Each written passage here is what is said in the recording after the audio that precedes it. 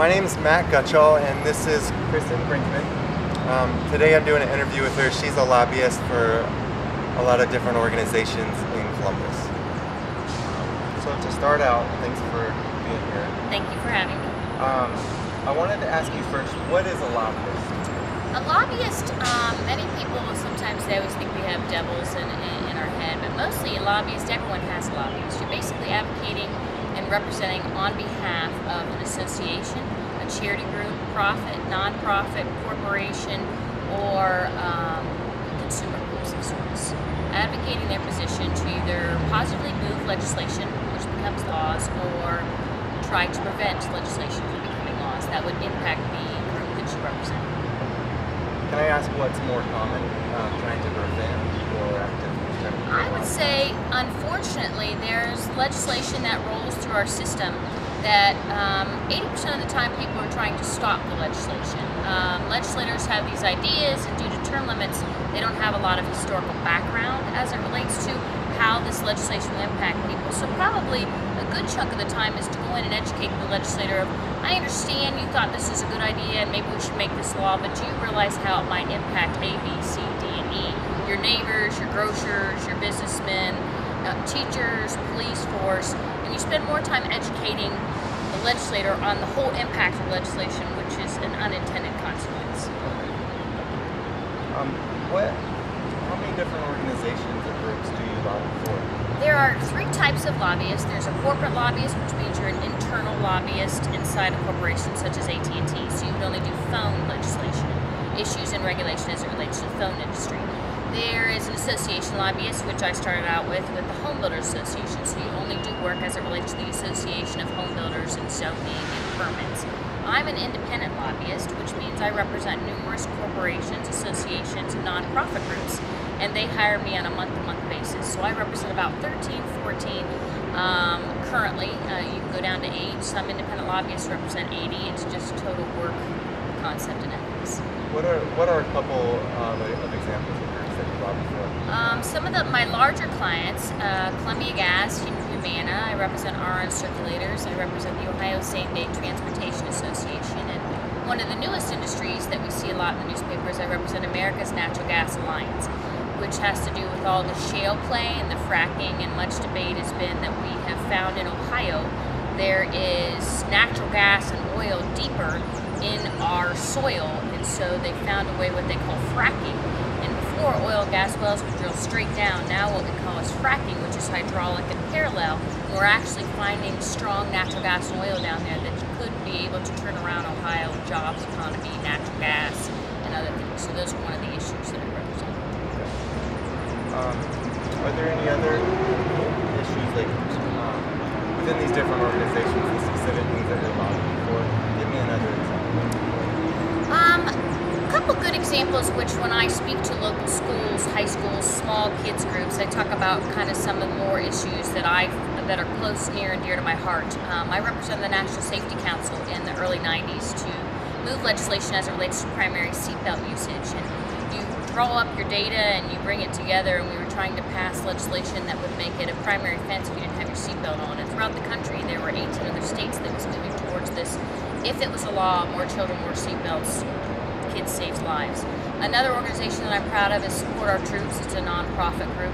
They came to our firm, asked us to try to pass a license plate that would be Support Our Troops. It's actually a soldier holding a child's hand on the license plate, which you can purchase. And all of the money from the Support Our Troops that is gained by the purchase of these license plates stay in the state of Ohio and help those who have lost their families in Ohio. So to pass that legislation to actually create a license plate for that nonprofit. What tools do you use to influence policymakers, specific things that you can do as a lobbyist, and what do you think is the most effective? Okay. One of the keys, basically, is to establish a day-to-day relationship with these legislators. You really kind of have to know where they come from, what their background is, what their family structure is. Lobbying a farmer is going to be a little bit different than lobbying a doctor or lobbying an insurance agent. To really know their background, where they come from, what their principles are, what their ethics are, where they feel about it, then you take that into consideration when you're talking to them, so it appeals to them. The argument that you're either trying to negate legislation or move the legislation forward, you have to know the situation you're walking into, where they're coming from, why they're here at the State House to make a difference. Grassroots, grass tops. Many issues you have to go back to their district. You got to rally some people up to make a phone call and say, hey, Representative Smith, hey, Representative Eaker, hey, Representative so-and-so, this is really important to me. So you build grassroots, grass tops, relationships.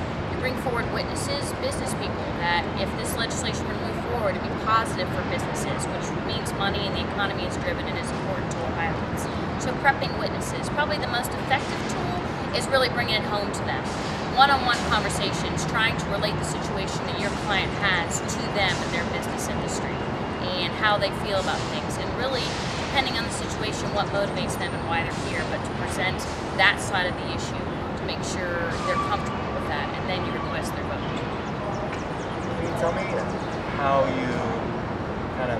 you started out becoming a lobbyist, and was it hard not having those relationships built already when you first started out? Well, to be fair, I run a family business, so I'm a little bit of the oddball because I basically grew up in this building. My father was a lobbyist for 42 years, so I was fortunate enough to have some relationships based on that, but due to term limits, that was all thrown out the window because the legislators that my father lobbied are no longer here. Now, I started out as a page. I was just talking to a young lady actually inside the rotunda, and she said, how do you get into lobbying? And really the role is you've got to get active. You've got to see both sides of these issues. I became a page, which is just a glorified runner. And then I became an aide to the first woman Speaker of the House, Joanne Davidson. You kind of get to understand policy, but you have to see both sides. You have to work on a campaign, and you got to work on policy, because a lot of what happens in the campaign really impacts their mindset of what's important to their constituents. So you have to see what's going on at home, come in and do the policy, and then you kind of get the feel of the procedure. And then sometimes it's better to be lucky than good, and you find an opportunity to be hired as a lobbyist to represent the industries. I'd like to talk about some of your successes or disappointments. First, we'll start off with the bad one and not better note. Okay. What is I guess with lobbying, what has been the most disappointing outcome? Well, it's funny that you asked that. It was definitely the primary seatbelt legislation that I worked on in the early 90s. It seems to make sense to move legislation that would save lives, children's lives, adult lives. And we worked on that issue for about 8 years, and we had to compromise, which happens a lot in this business, and we had to go to a secondary offense. So the law now is if you were pulled over for speeding or any other infraction and you do not have your seatbelt on, then that offense comes in. Our goal was to make it completely primary. You could be pulled over by an officer by not having your seatbelt on. That was distressing to me because I felt our argument was strong. We brought in witnesses, we brought in mothers who lost children. Unfortunately, it gets down to the exactly what I was talking about. The gritty part of this is really it went down to the personal feelings of the legislators. It wasn't a policy issue. It was really to lobby against their personal feelings on government intrusion. And so where I felt we presented all the arguments and the witnesses and the law, and we wrote the bill and we compromised, it came down to legislators saying, Kristen, I see where you're coming from, but it's not my place to tell Sally Smith what to do in her car. If she chooses not to belt herself or her child, that's her choice. Government shouldn't intrude in those decisions. So really, in the end, after 8 years, we lost that battle. We compromised to the sense that we had some secondary offense, but that was disappointing because I really felt that would be impactful, not to just some of my clients that are industry-wide, but impactful throughout the state. At that point, did you just have to kind of move on and leave it, or was there anything else that you were able to do? Well, after about 8 years, we went with the compromise and realized as the General Assembly here in Ohio has gotten more conservative, the conservative nature of legislators have a tendency to be very anti-government intrusion. So the more conservative you get, the less chance something like seatbelts or motorcycle helmets is going to pass in this General Assembly, because the Republicans, the conservative nature, have a tendency to trend towards, it's not my business what you do, it's my business to help, to stay out of your lives and help you promote your businesses. If the state were to trend a little bit more Democrat, which the state is bellwether, it goes back and forth, they might come back, the client might come back and try the efforts because it's a little bit more social focused. So we just had to compromise and move on and take the loss, and as you can tell, 10 years later it's still live. Yeah, but you're biding your time. I am, I'm waiting. Let's talk about one of your successes that means the most to you as a lobbyist. I think that probably one of my successes was a bill that I worked on about 8 years ago that I'm very proud of. I represent a nonprofit consumer credit counseling, and as the housing market, the mortgage, the interest rates, people started to foreclose, there were many businesses that would come on at 2, 3 in the morning, targeting those who were vulnerable, who weren't sleeping because they couldn't pay their mortgage and others. And I represent a nonprofit consumer credit counselor where if you are in debt and you can't pay, you can come in and we work out an arrangement without a fee, nonprofit, to try to get your debt to be lowered. At the time, there was no regulation of those for-profits who would come in and say, call us now, $500 in the door and we'll take care of all your debt. Unfortunately, what was happening was consumers who were desperate thought, I'll call right now, and not only then were they $20,000 in debt, but now they were paying fees to companies that weren't legit. So we passed legislation that would be supportive to consumers to move forward so that we would eliminate and ban the for-profit so-called consumer credit companies that were trying to come in and manipulate the vulnerable consumers in the state of Ohio. So we outlawed them. So currently in the state of Ohio, when you need consumer debt help, you can go to a nonprofit and they can help you without those fees, without you getting deeper. So I was pretty excited about that because that client, a lot of my clients and the issues we pass are very positive for them. I obviously find joy in successes that I think I impact Joe Smith down the street. So that was something I was proud of. Was there a group or organization that was lobbying against you on that? Yes. There were a very powerful group of for-profit consumer credit counselors, debt settlement service companies that came in and wanted to actually make a buck off of the system. Said, we're taking their debt away, why should we be able to make money? Well, when there were other alternatives and nonprofits, usually when consumers are in that desperate, they'll jump on anything, and little do they know, due to vulnerability, they're deeper. So yes, they waged quite a war, but in the end, we made the statement that this is best for consumers and to be protected by state of Ohio laws. So in that situation, when you were talking to the policymakers, can you just give me like a real brief, like what would you, give me an example of something that you say was your most powerful argument?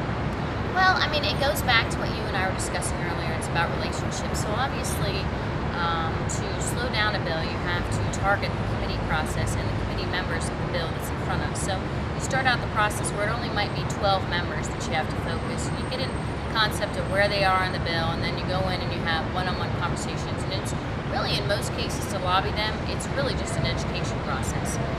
There's no, you see more of the lobbying aspect, and I think it's a little different in DC, but here it's more of an education process. And once I was present to that legislator that there's a nonprofit option, which there will be no fees, and they can be taken care of, they're like, I had no idea. These legislators have 30,000 issues that come before them, and really the role of a lobbyist is come in and educate them on their particular interest. So I would bring in the issue, bring in the education, bring in the follow-up work, and it was more of an education piece in the end to say, do you realize they have other options? Do you realize if we do not pass this legislation, how consumers in the state of Ohio could be impacted and thrown into deeper troubles as it relates to their finances? So it's truly the role of a lobbyist, and I think my best role is to educate them with the issues, how the issues impact their constituents, and bring it home for them. And that's really how you can motivate legislators.